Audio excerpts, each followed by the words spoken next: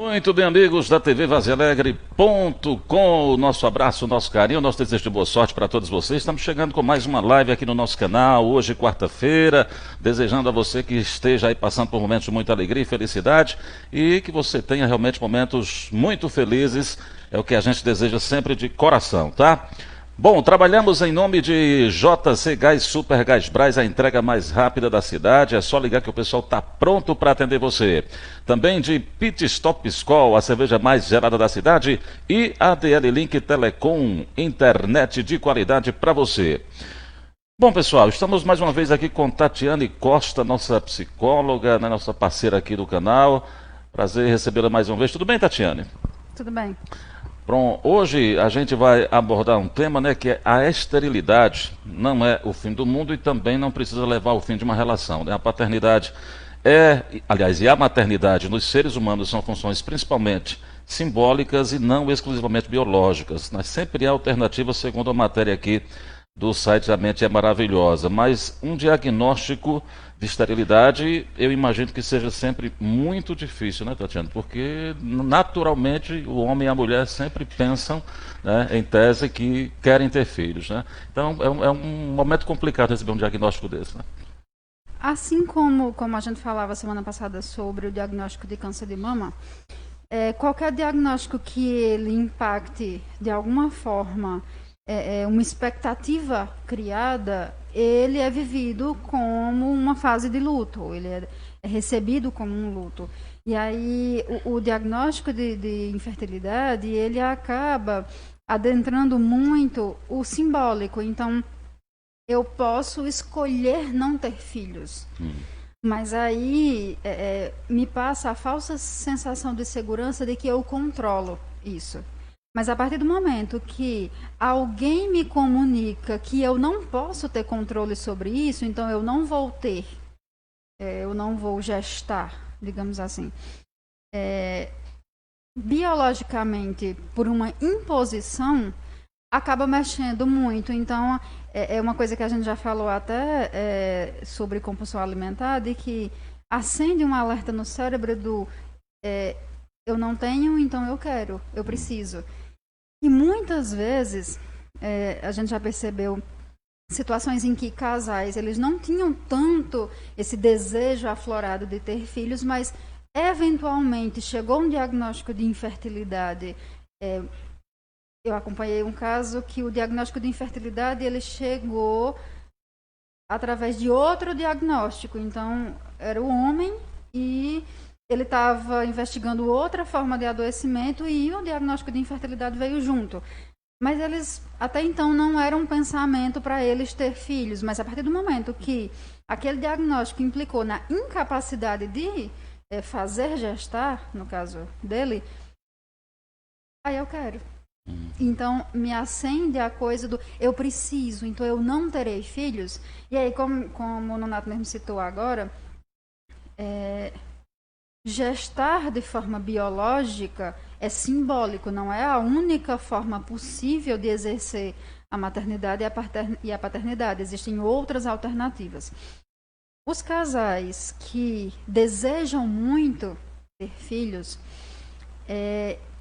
eles passam por um processo que não necessariamente seja a infertilidade, mas eles passam por um processo ansioso que muitas vezes dificulta esse processo de gestação. Então, às vezes, o casal ele nem tem um problema de infertilidade, mas a ansiedade gerada nisso e a expectativa colocada nisso acaba dificultando um processo que naturalmente era possível.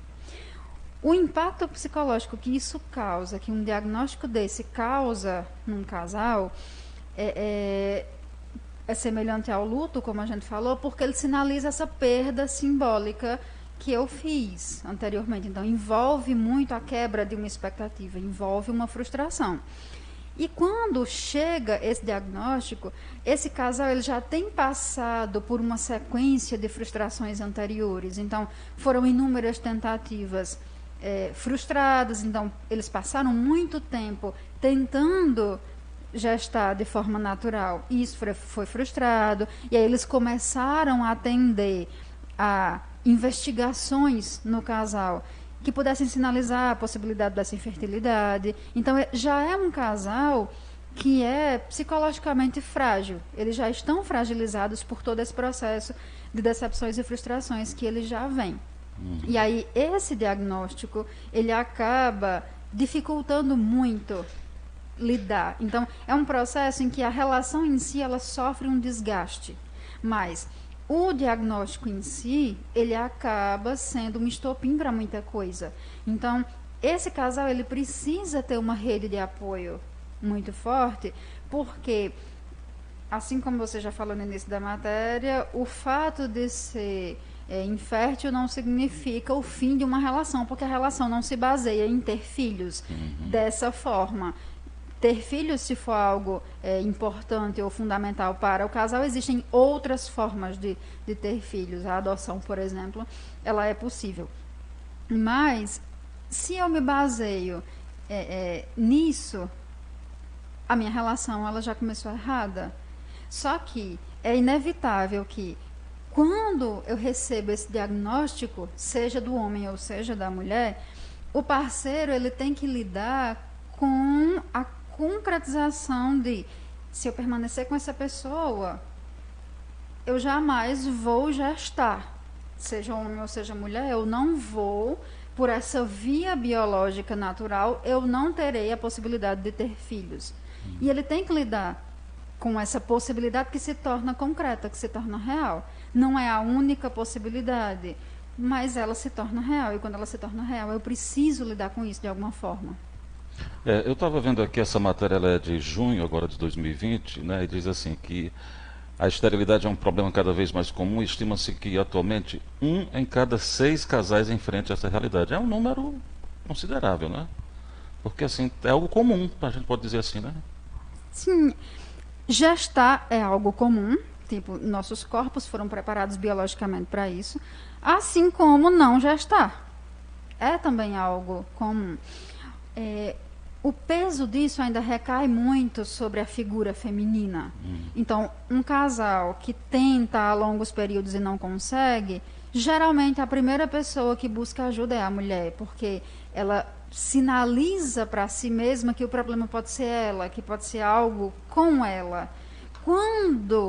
E isso é cerca de 90% dos casos, quando a mulher realiza uma sequência de análises e percebe que com ela está tudo ok, aí se aponta para o companheiro e aí ele inicia ou não um processo de investigação se é com ele ou o que é que está acontecendo. Então, esse peso ainda recai muito sobre a figura feminina. E é tão forte esse peso, apesar de algumas realidades já estarem mudando hoje em dia, mas é tão forte esse peso que a mulher, quando ela chega numa determinada idade, por exemplo, 24, 25 anos, e ela ainda não tem filhos ou não tem o propósito de tê-los, ela é indagada onde ela chega por isso. Então, ela é cobrada por isso. Já casou? Vai casar? Quando é que tem filho? Porque não tem. Está ficando velha, mas ela tem 25 anos ainda. Esse peso que você cita já é a questão mesmo da pressão psicológica, de um desconforto emocional psicológico. Isso, porque por não a pessoa, ter. né, já em relação a essa questão de ter filho ou não. A pressão sobre ter que ter. E por que não tem. Então, quando existem pessoas que são bem resolvidas com isso, então eu não quero e ponto final. Então, não importa quantas pressões eu sofra em relação a isso, eu não quero e ponto final. Mas existem ainda muitas pessoas que se sentem fragilizadas com isso. Algumas porque não sabem se querem ou não.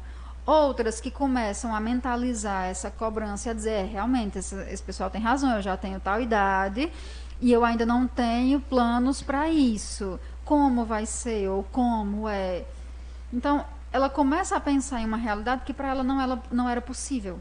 Não era palpável, não estava nos planos dela ainda. Então, esse peso ainda recai muito sobre a mulher. Numa relação, dentro de um casamento ou qualquer outra forma de relação, é sempre a mulher que é cobrada em relação a ter ou não ter filhos.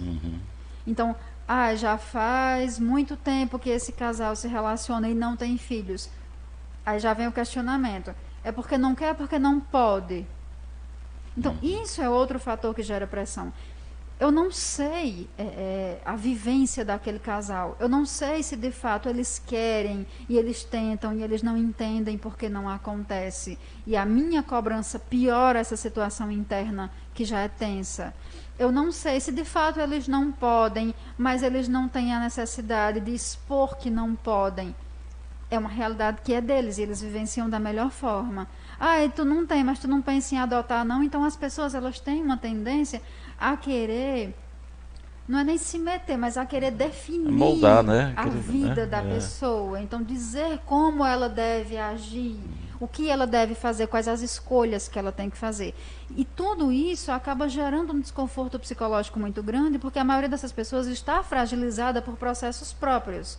E essa cobrança acaba intensificando essa fragilidade e muitas vezes expõe essas pessoas a uma situação de ter que buscar tratamentos muitas vezes caros ou invasivos para atender uma necessidade que muitas vezes não é só dela, mas é meio que uma necessidade que foi criada a partir da imposição do outro. Então eu nem sei de fato se eu estava disposto a passar por determinado tratamento para tentar ter um filho porque eu queria ter um filho dessa forma, ou eu tinha pensado na necessidade de ter um filho porque ter um filho, mas eu internalizei essa necessidade a partir da cobrança do outro e isso virou uma coisa minha e aí eu me submeto a esse tipo de situação.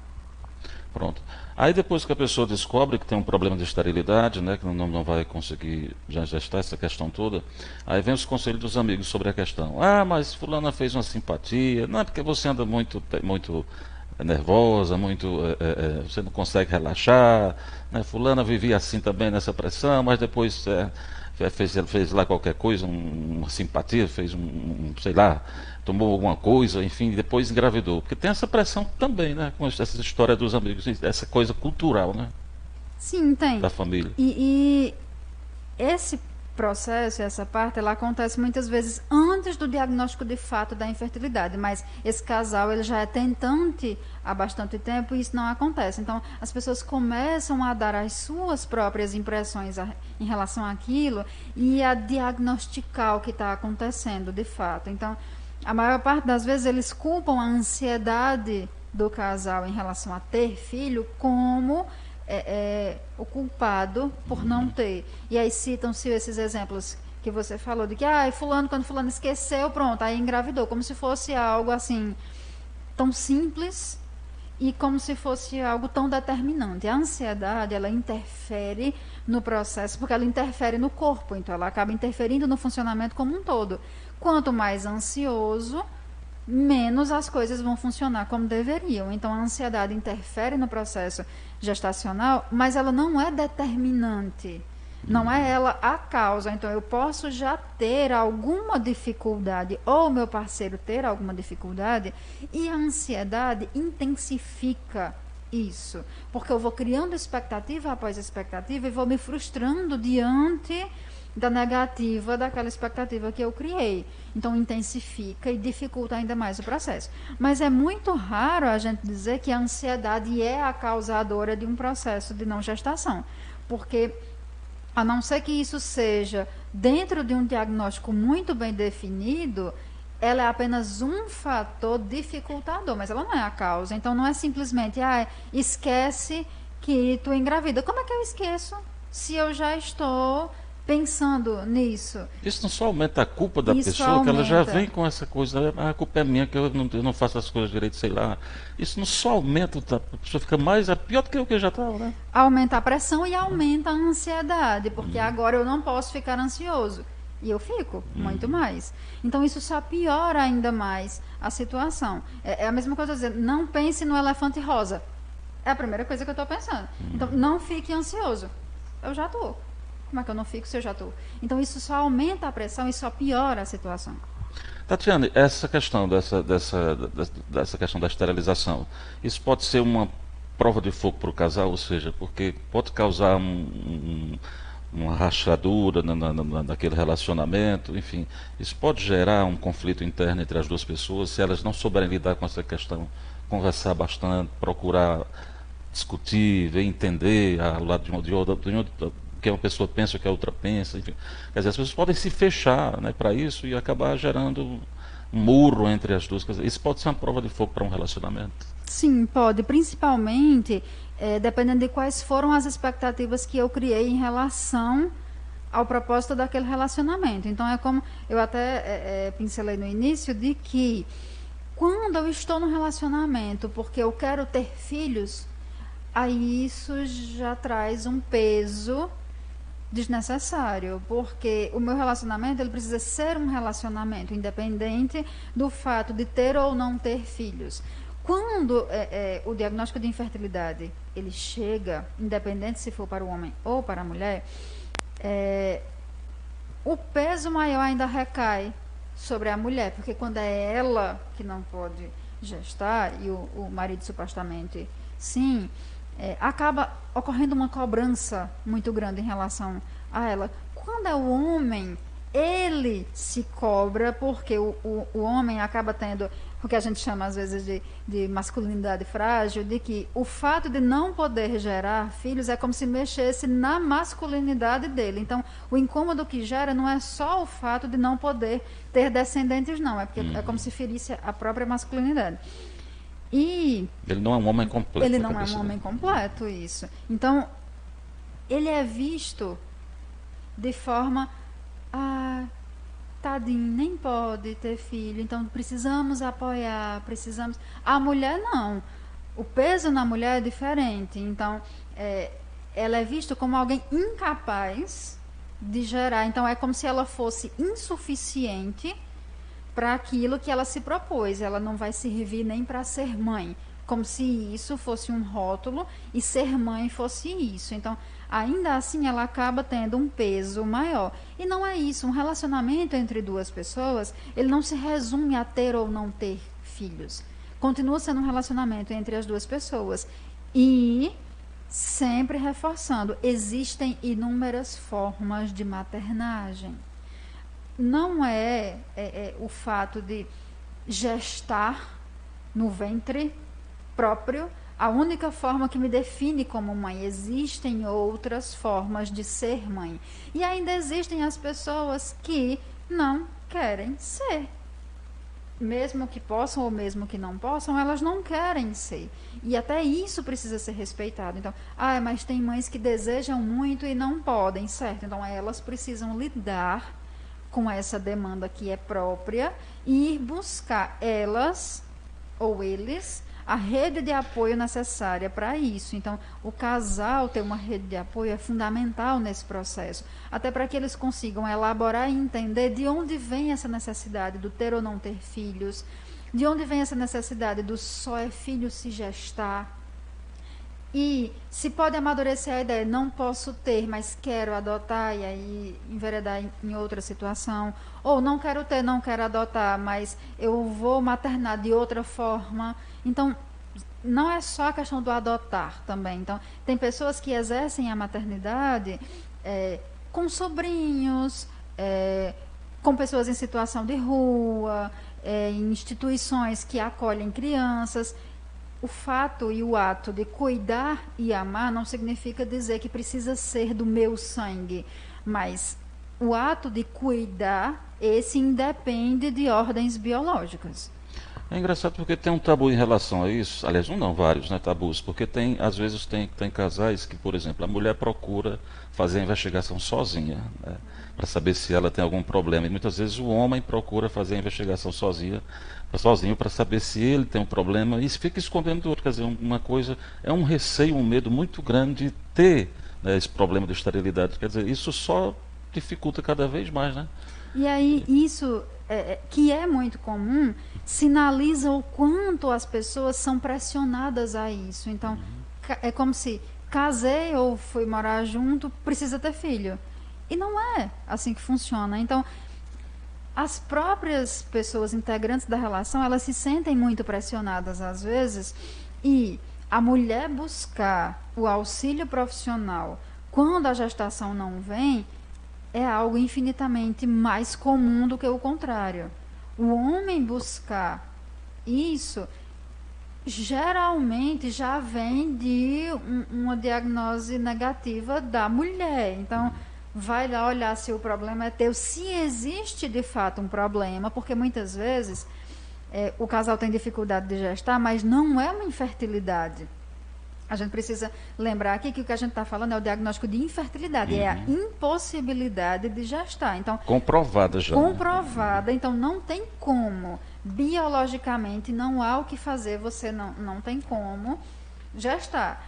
E aí, existem dificuldades gestacionais que podem ser tratadas e contornadas. Mas geralmente a mulher ela parte desse pressuposto. Então, geralmente a mulher ela parte disso.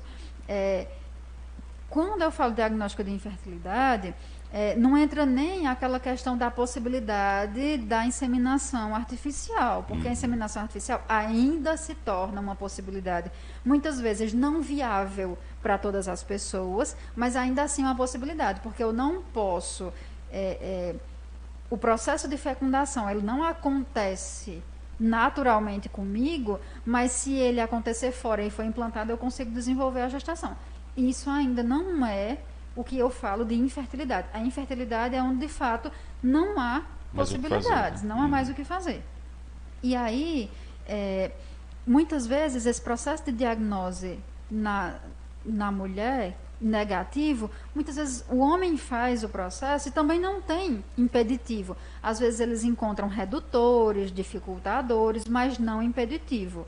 Então, inicia-se todo um processo, um tratamento, para tentar levar adiante o desenvolvimento dessa gestação.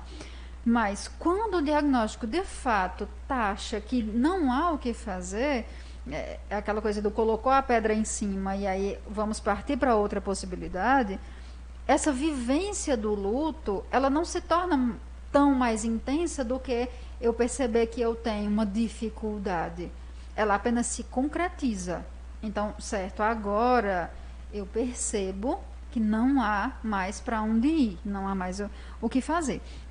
Mas essas pessoas, até chegar a isso, elas estão num processo de fragilidade psicológica muito grande, porque elas já vêm de inúmeras frustrações, elas já vêm de um impacto emocional muito forte, de tentativas frustradas, de exames que detectam algumas coisas, mas não são conclusivos. Então, até as pessoas que têm dificuldade de gestar, mas não impedimento, elas passam por esse processo de fragilidade, porque muitas vezes os tratamentos são caros, os tratamentos são invasivos, os exames são invasivos. Então, acaba que a cada passo desse processo eu vou expondo e lidando com fragilidades que eu não precisaria. Então, seria muito importante que nesse processo o casal tivesse um apoio psicológico capaz de conseguir desenvolver neles a que eu estou disposto, por que eu estou disposto e o que é que eu quero com isso, quais os meus objetivos com isso. Porque muitas vezes o casal ele coloca uma expectativa muito grande em relação ao fato de ter filhos, como se daquilo fosse depender a sobrevivência da humanidade. E não é assim que funciona. Então, ter filhos pode ser prazeroso e pode não ser. Isso vai depender de muitos fatores. Filho, ele não é uma extensão do adulto. Filho é uma entidade separada que, mais cedo ou mais tarde, vai me deixar, e não porque morre, mas vai seguir sua própria vida. Então, eu preciso ter para ele um objetivo definido em relação a por que ele. Para daí, sim, eu conseguir definir a que eu estou disposto a fazer ou a lidar em relação a ter ou não ter. Agora, desde o começo, a questão da gente ter um posicionamento pessoal do casal em relação a isso pode ajudar muito, independente da pessoa querer ter filhos ou não, ou poder ter filhos ou não, né? Porque já vai cortar um bocado dessa pressão, ou seja, deixar claro para a família que isso é uma decisão do casal, independente de qualquer circunstância, né? Não deixar que as pessoas, a família, definam se vai ou não, porque tem muita gente que se deixa levar por essa pressão, né? E tem gente que se sente muito pressionada com isso desde cedo. Então, eu quero um neto. Não vai me dar um neto, não. E esse menino não vai ter com quem brincar, não. Então, As pressões, elas sempre existem. E aí é uma coisa muito comum na clínica a gente falar que ou você aprende a lidar com as pressões, ou então você vai sucumbir a elas, porque elas nunca vão deixar de existir, independente de que esfera da sua vida elas estejam. Então, você está no ensino médio, qual é a faculdade que você vai fazer? Você fez a faculdade, vai trabalhar na tua área, nunca não, tem que trabalhar na tua área. Vai casar quando? Vai ter filho, quando vai ser o próximo? Aí se tem um terceiro e pensa que o mundo é só teu, então a pressão, ela existe sempre. Então não há nada que eu faça que agrade o suficiente. Eu sempre vou ser exigido por algo. Eu preciso limitar o que eu quero. A pressão, ela sempre vai ter. Então, não vai me dar um neto, não. Mas não é tua função dar um neto. O que é dar um neto? Por que aquela pessoa tem tanta necessidade de ter um neto? Eu não tenho que atender à expectativa dela. Mas se eu quiser ter um filho que vai ser neto, eu tenho, mas no meu tempo, do meu jeito, da minha forma. Se eu não quiser, tá, mas a escolha continua sendo minha. Eu quero ter 7 filhos. Tá, mas tem o primeiro, antes. Porque eu crio uma expectativa em relação a isso e eu me frustro e às vezes eu frustro outra pessoa que entra naquela expectativa comigo. Então, eu vou namorar com a pessoa e eu já fico imaginando, será que ela vai ser uma boa mãe para os meus filhos? Eu já me avaliei se eu sou um bom pai? O que é ser uma boa mãe para os meus filhos? Quem disse que eu preciso ou que eu vou ter filhos? Então as pessoas acabam colocando muita pressão e às vezes a própria pessoa coloca pressão em si mesma sobre ter que construir algo que foi pré-determinado socialmente. Então, quem casa, quer casa e tem que ter filhos. Mas isso não é regra. A vivência, ela precisa e continua sendo individual. Se os filhos acontecerem, que sejam da forma mais natural possível, independente da forma, se de forma biológica ou não. Mas se eu tenho a necessidade de filhos, que eu consiga abranger a ideia do que é ser filho. Certo. Bom, e para a gente encerrar aqui, então, a partir desse momento que se recebe esse diagnóstico, olha, não é possível, você não vai conseguir gestar por causa do homem ou por causa da mulher, há problemas de fato que são irreversíveis, que a medicina não vai conseguir reverter isso. Então, a partir desse ponto, a pessoa, o casal, procurar, vamos dizer assim, é um reinício, pode ser um reinício para a vida deles, ou seja, então vamos partir dessa perspectiva, a partir de agora, o que se pode fazer? Para não ficar carregando como culpa, como algo que foi por irresponsabilidade, é porque não tive competência pessoal, sei lá, qualquer coisa do tipo, e viver frustrado porque não vai conseguir ser mãe pelo processo natural, né, da gestação, enfim. Pode ser o início de um ponto de partida para outra perspectiva de vida de casal e de ser mãe e pai? Dependendo das expectativas que esse casal criou, essa situação ela precisa ser um determinante. Tipo, eu não posso simplesmente fingir que isso não aconteceu e vamos continuar vivendo como se nada disso tivesse acontecido, mas ela não pode ser um determinante para o que vamos ser a partir de agora, porque a relação não pode se basear só nisso. Então o casal precisa de fato viver a frustração, que muitas vezes é muito mais de um lado do que do outro. Então muitas vezes um lado ele sente muito mais isso do que o outro, mas ambos sentem, porque ali é como se fosse a concretização da impossibilidade. Então é como se eles tivessem perdido algo que eles ainda não tiveram. É como se o filho que eu não tive, ele tivesse morrido. Então entra no mesmo sentido do luto. Então aquele casal, ele precisa se apoiar mutuamente naquilo e decidir o que eles pretendem fazer dali por diante. Então vamos continuar só nós dois, vamos adotar, vamos deixar para pensar nisso mais na frente, mas eles não podem simplesmente ignorar esse fato e seguir, porque as culpas que eles carregam precisam ser externadas, até para que ambos fiquem confortáveis e cientes do que acontece, porque não é culpa de ninguém, obviamente, e para que eles consigam definir quais os interesses que ele tem enquanto relação, já que filhos não vai ser um objetivo alcançável dessa forma, desse método, mas o que a gente espera da gente enquanto relação, e por que não nos considerarmos família mesmo dessa forma.